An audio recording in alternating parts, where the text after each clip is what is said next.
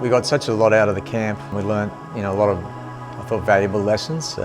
What we didn't want was for those just to be lost and not so much forgotten, but thought just to be able to get another touch point and that little bit of reinforcement was a good opportunity.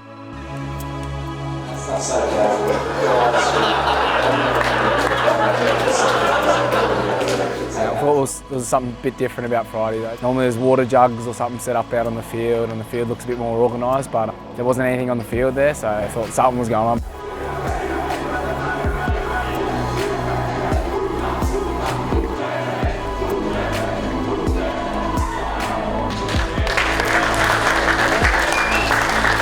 I've heard that some of the boys were like, something's going on today. They could kind of feel it.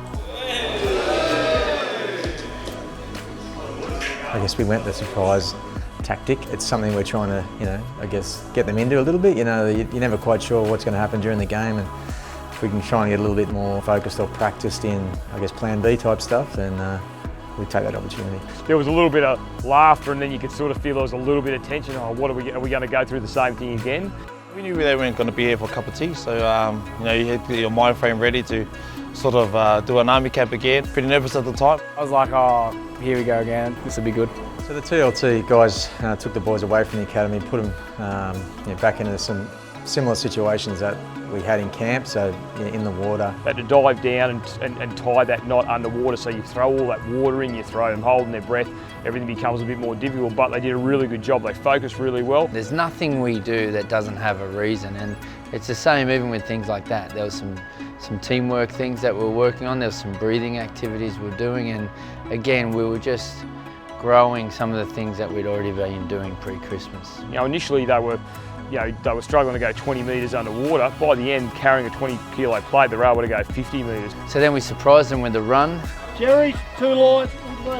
A lot of it was revisiting again the standards and the values that we were doing at camp before Christmas. Once they got into the exercises, it sort of came out of them almost organically, so that was good to see. Let's go!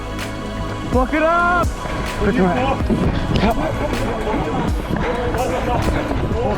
Let's go! Keep going! Keep going!